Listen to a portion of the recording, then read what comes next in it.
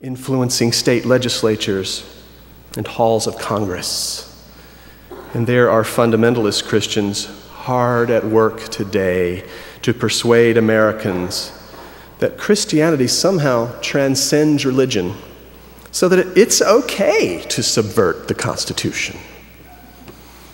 And yet, as his semester neared its conclusion, Kevin was able to reflect upon the vast range of personalities he was exposed to at Liberty and the complexity of what he used to think of as a unified whole. He befriended hallmates who lay in bed at night wondering if all this God stuff is made up.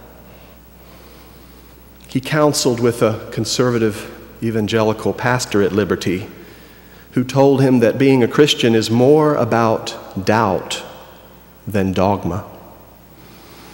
And Kevin concluded that once you dig under the surface, Liberty is every bit as messy and diverse as any secular college.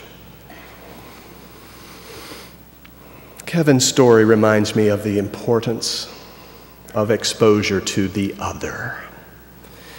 In my experience, it can be very humanizing to get to know the other. One of the greatest benefits of international exchange programs, visits to other cultures, is the resulting humanizing influence. The policymakers have known this forever. Why has it been so hard for the average American to visit Cuba for half a century? Well, it would be a lot harder for Washington to have sustained sanctions and embargoes if hundreds of thousands of Americans, average Americans, had sustained friendships with Cubans and heard regularly from their friends about the suffering and deprivation such policies have brought. Why did communist Eastern Europe limit its citizens' contact with the West?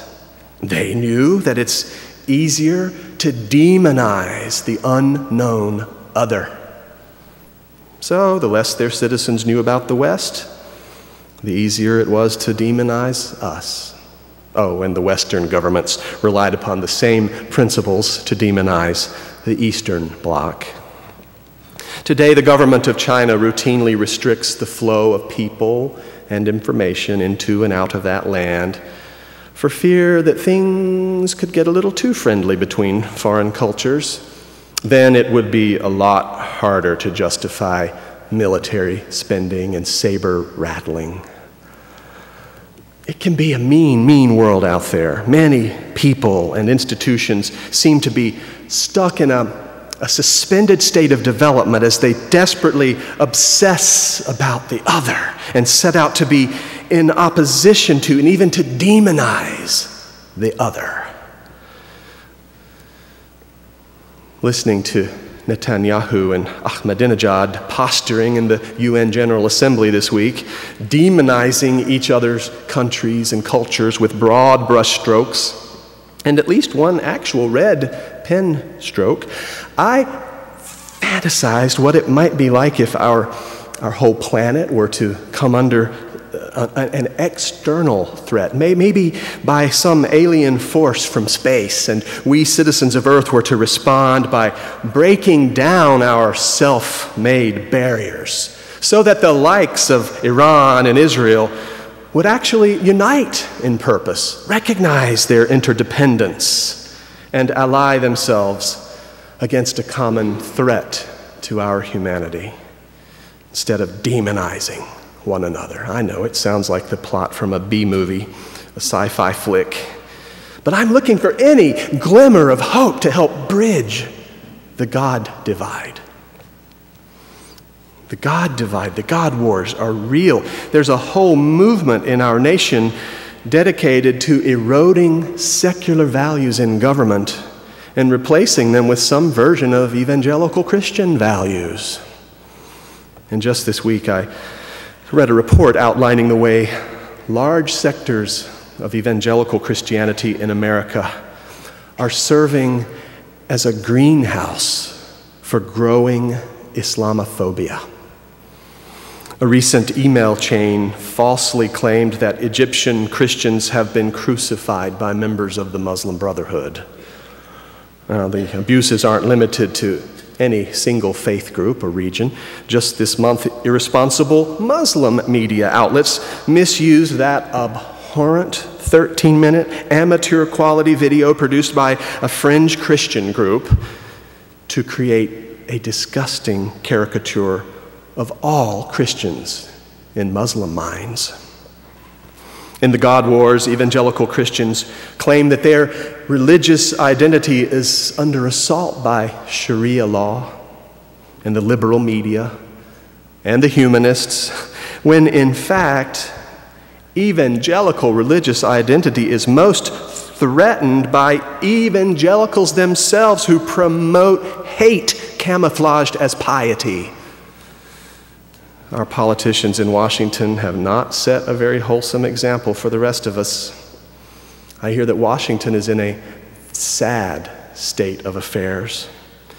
In the old days, members of Congress of different party affiliations would interact socially. Their children would play together. Republican and Democratic members of a state delegation might share a ride back to their home districts for a long weekend. But now, I hear, the whips of each political party stand ready to punish their members if they are seen fraternizing in the hallways with members of the other party. Socializing across party lines is discouraged.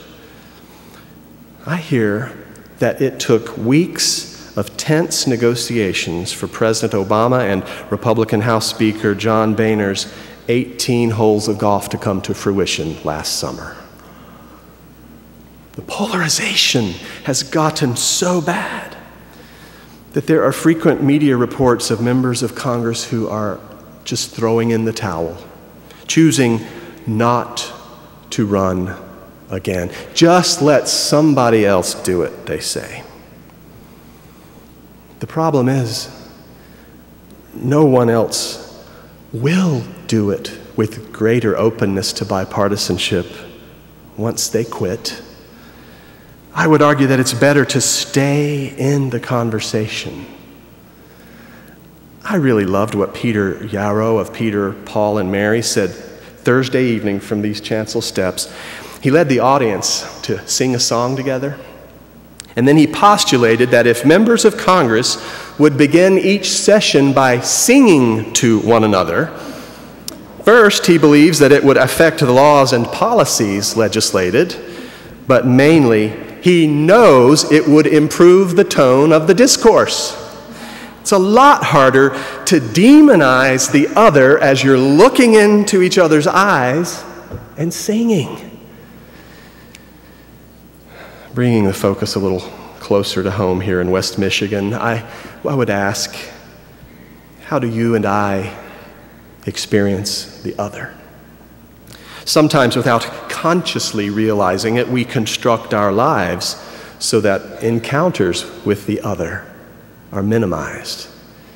It happens through the choices we make about where we live, where we buy our groceries and our clothes, where or whether we sip our coffee, where we send our kids to school. Today, it's easier than ever before to get our news and analysis from sources sympathetic to our point of view. And so we can become insulated from the other and remain isolated in splendid homogeneity. If you're a progressive member of Fountain Street Church, I have a question for you this morning. How many conservatives have you been in conversation with in the past month? If you're a conservative member of Fountain Street Church, how many conversations have you had with liberals in the past month?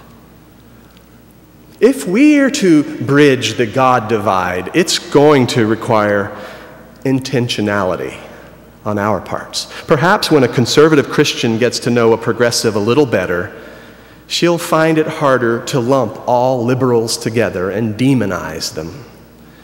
Maybe you and your prickly neighbor with the opposing campaign signs in your yards, maybe you'll bond over something surprising like a shared opposition to capital punishment and agree to disagree over reproductive choice. Recently, the governing board here held a series of meetings to discuss and to finalize the board's strategic goals for the church for the next couple of years. The strategic planning process has been underway for more than a year and has been guided at every stage by congregate comments and input. You may recall the sea of multicolored sticky notes and colored dots placed on flip charts by members and friends. So at the final meeting, with apologies to our governing board chair for summarizing here, the governing board, your representatives in the governing process of this church, built a strategic plan around 3 overarching goals. And here I am summarizing. Goal number 1, enhancements to our adult and children's religious education. Goal number 2, enhancements to our outreach, including social action. And goal number 3, broadening diversity by many measures, including improvements to our physical accessibility here in this historic building.